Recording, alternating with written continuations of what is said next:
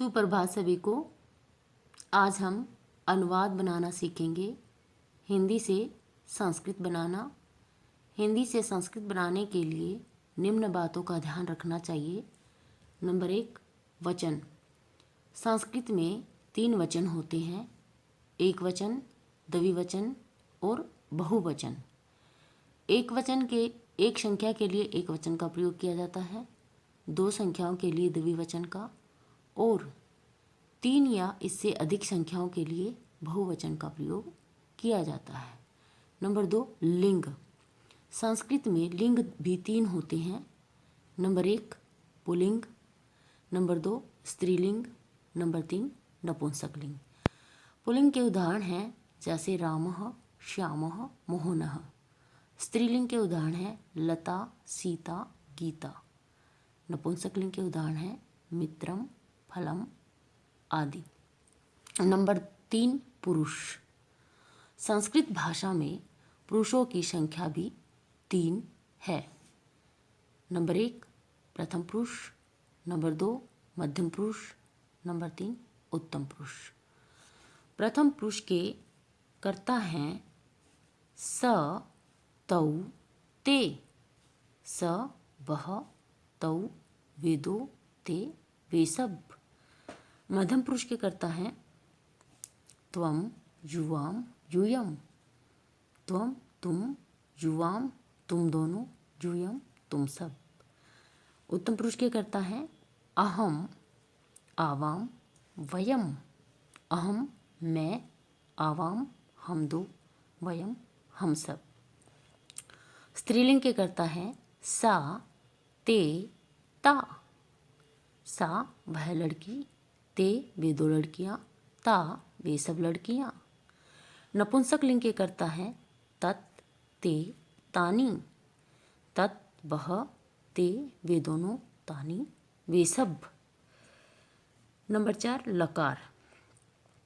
संस्कृत भाषा में लकार 10 माने गए हैं, लेकिन अनुवाद में प्राय 5 ही लकारों का प्रयोग किया जाता है: लट लकार, लंग लकार, लरिट लकार, लोट लकार और विधिलिंग लकार। लट लकार का प्रयोग वर्तमान काल के लिए किया जाता है। वर्तमान काल क्रिया के उस काल को कहा जाता है जिसमें क्रिया का होना तो पाया जाता है किंतु समाप्त होना नहीं। जैसे स गच्छति। इस वाक्य में क्रिया का प्रारंभ होना तो पाया जाता है किंतु समाप्त होना नहीं, इसलिए इसको वर्तमान कालिक क्रिया कहा जाएगा। नंबर 2, लंग लकार, भूतकाल। लंग लकार का प्रयोग भूतकाल के लिए किया जाता है। भूतकाल क्रिया के उस काल को कहा जाएगा जिसमें क्रिया प्रारंभ होकर के समाप्त हो चुकी हो। जैसे स अगच्छत, वह गया। इस वाक्य में गमन क्रिया की समाप्ति पाई गई है, अतः यह भूतकालिक संबंधी क्रिया कही जाएगी। नंबर 3, लरिट लकार। लरिट लकार का प्रयोग भविष्यत काल के लिए किया जाता है।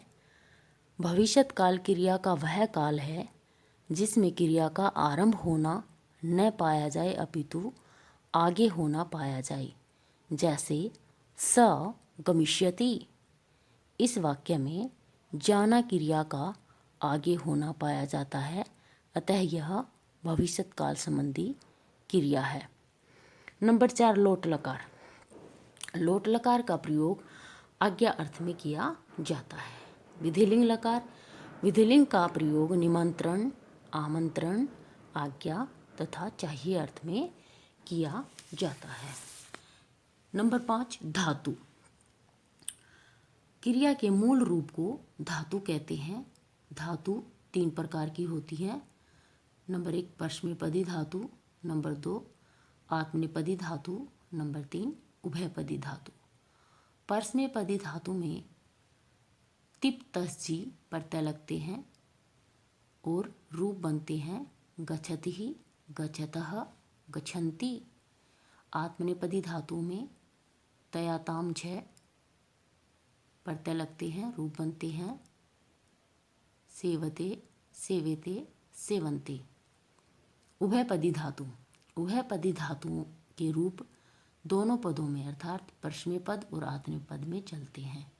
जैसे परस्मै पद में याचति, याचतः, याचन्ति, याचते, याचेते, याचन्ते। इस प्रकार याच धातु आत्मनेपदी और परस्मैपदी दोनों ही पदों में इसके रूप चलते हैं। इस प्रकार याच धातु उभयपदी धातु है। नंबर 6 वाच्य। बात के कहने के ढंग को वाच्य कहते हैं। वाच्य 3 प्रकार के होते हैं। नंबर 1 कर्तृवाच्य, नंबर 2 कर्मवाच्य, नंबर 3 भाववाच्य। कर्तृवाच्य में कर्ता की प्रधानता होती है और क्रिया कर्ता के अनुसार होती है, अर्थात जो विभक्ति वचन और पुरुष कर्ता में होता है वही विभक्ति पुरुष और वचन क्रिया में होता है। कर्मवाच्य, कर्मवाच्य में कर्म की प्रधानता होती है और क्रिया कर्म के अनुसार होती है, अर्थात जो विभक्ति वचन और पुरुष कर्म में होता है वही क्रिया में होता है। कर्मवाच्य में कर्ता में तृतीय विभक्ति, कर्म में प्रथमा विभक्ति का प्रयोग किया जाता है। भाववाच्य, भाववाच्य में कर्म नहीं होता, इसमें कर्ता में तृतीय विभक्ति और क्रिया सदा प्रथम पुरुष एक वचन की होती है। च का प्रयोग, च का प्रयोग हिंदी के वाक्य में अंतिम शब्द के बाद किया जाता है। च का अर्थ है और, जैसे राम और श्याम जाते हैं। यह हिंदी में राम और श्याम और बीच में आए, लेकिन संस्कृत में हिंदी के अंतिम शब्द अर्थात श्याम के बाद आएगा, जैसे रामः श्यामः च गच्छतः। विशेषण विशेष्य, संस्कृत में विशेषण और विशेष्य में लिंग वचन और विभक्ति समान होती है। जैसे सुंदरः बालकः, सुंदर यहाँ पर विशेषण है, बालक विशेष्य। तो सुंदरः बालकः ये पुल्लिंग का उदाहरण है। सुंदरी बालिका स्त्रीलिंग का, सुंदरम फलम। नंबर 9 कारक, कारक जिसका क्रिया के साथ सीधा संबंध होता है उसको कारक कहते हैं। कारक मुख्यतः 8 प्रकार के होते हैं, लेकिन संस्कृत में 6 कारक माने गए हैं। संबंध और संबोधन को कारक नहीं माना गया है। कारक हैं कर्ता, इसका चिन्ह है ने, कर्म को करण से या के द्वारा, संप्रदान के लिए, आपादान से अलग होना, संबंध का के की रारे री, अधिकरण में पर, संबोधन हे अरे। कर्ता कारक, जो अपने कार्य को करने में स्वतंत्र होता है उसको कर्ता कारक कहते हैं। कर्ता में प्रथमा विभक्ति का प्रयोग किया जाता है। जैसे रामः पठति, यहाँ पर राम पढ़ने के कार्य को करने में स्वतंत्र है, यहाँ पर राम करता है और इसमें प्रथमा विभक्ति का प्रयोग किया गया है। कर्म कारक, कर्ता अपनी क्रिया के द्वारा जिस वस्तु को सबसे अधिक चाहता है उसको कर्म कहते हैं। कर्म में द्वितीय विभक्ति का प्रयोग किया जाता है। जैसे रामः पुस्तकम पठति, राम पुस्तक को पढ़ता है। तो यहाँ पर राम को पुस्तक पढ़ना अभिष्ट है, इसलिए पुस्तक जो है वो कर्म कारक है। नंबर 3 करण कारक, करण कारक में तृतीय विभक्ति का प्रयोग किया जाता है। करण कारक जिस साधन से कर्ता अपनी क्रिया को संपन्न करता है उसको करण कारक कहते हैं। करण कारक में तृतीय विभक्ति का प्रयोग किया जाता है। जैसे स कलमेन लिखति, रामः कलमेन लिखति, यहाँ पर राम कलम से लिखने का कार्य पूरा करता है, इसलिए कलम यहाँ पर साधन है और इसमें तृतीय विभक्ति का प्रयोग किया गया है। संप्रदान कारक, जिस कारक में दान आदि की क्रिया का बोध हो उसे संप्रदान कारक कहते हैं। संप्रदान में चतुर्थी विभक्ति का प्रयोग किया जाता है। जैसे स विप्राय धनम ददाति, वह ब्राह्मण के लिए धन देता है। यहाँ पर ब्राह्मण के लिए धन दे रहा तो विप्र जो है वो यहाँ पर संप्रदान कारक है, इसलिए विप्र में चतुर्थी विभक्ति का प्रयोग किया गया है। अपादान कारक, जिस कारक में एक वस्तु से दूसरी वस्तु के अलग होने का बोध हो उसे अपादान कारक कहते हैं। अपादान में पंचमी विभक्ति का प्रयोग किया जाता है, जैसे वृक्षात पत्रम पतति, वृक्ष से पत्ते गिरते हैं। यहाँ पर वृक्ष अपादान कारक है क्योंकि उससे पत्ते अलग हो रहे हैं, इसलिए वृक्ष में पंचमी विभक्ति का प्रयोग किया गया है। संबंध कारक, जिसमें संबंध का ज्ञान हो उसे संबंध कारक कहते हैं। इसमें षष्ठी विभक्ति का प्रयोग किया जाता है, जैसे रामस्य पुस्तकम अस्ति। अधिकरण कारक, अधिकरण कारक क्रिया के आधार को अधिकरण कहते हैं। अधिकरण कारक में सप्तमी विभक्ति का प्रयोग किया जाता है, जैसे वृक्षे खगा तिष्ठन्ति, वृक्ष पर पक्षी बैठे हैं। यहाँ पर वृक्ष पक्षियों के बैठने का आधार है, इसलिए यहाँ पर वृक्ष में सप्तमी विभक्ति का प्रयोग किया गया है। संबोधन, संबोधन में प्रथमा ही विभक्ति का प्रयोग किया जाता है क्योंकि इसको प्रथमा का ही भेद माना गया है, जैसे हे राम अत्र आगच्छ, हे राम यहाँ पर आओ। इसके बाद हम लकारों के आधार पर वाक्य रचना करनी सीखेंगे। तो हम सबसे पहले लट लकार में वाक्य बनाएंगे। लट लकार में वर्तमान काल में गम धातु जाना अर्थ में इसको हम लेकर के रूप बनाएंगे।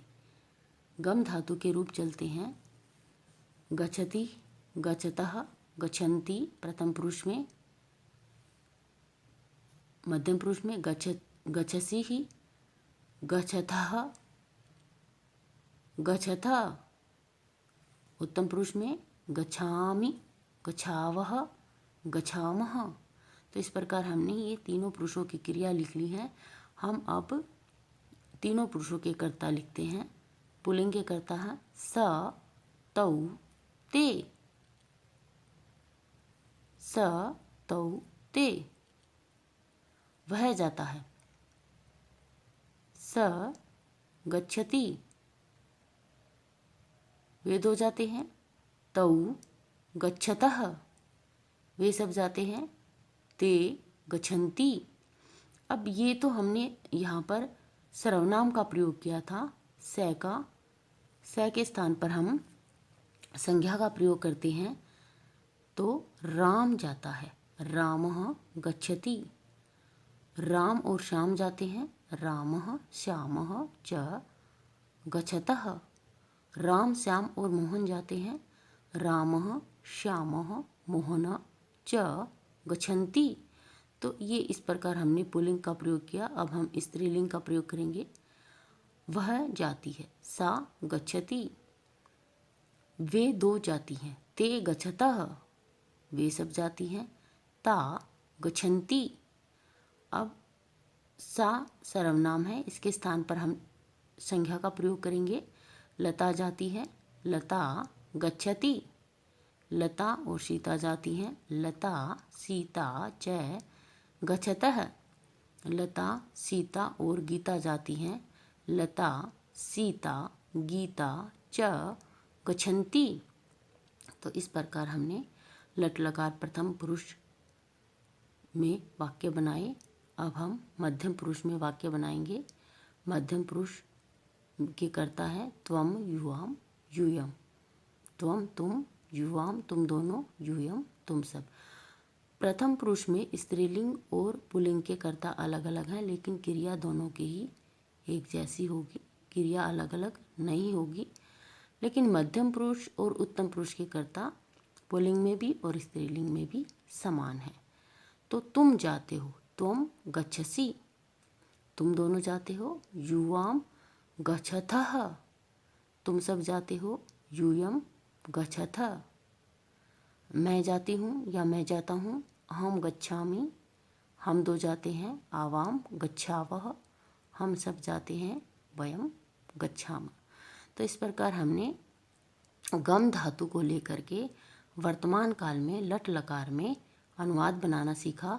अब हम पा धातु को लेकर के ऐसे ही लट लकार में अनुवाद सीखेंगे। पा का अर्थ है पीना।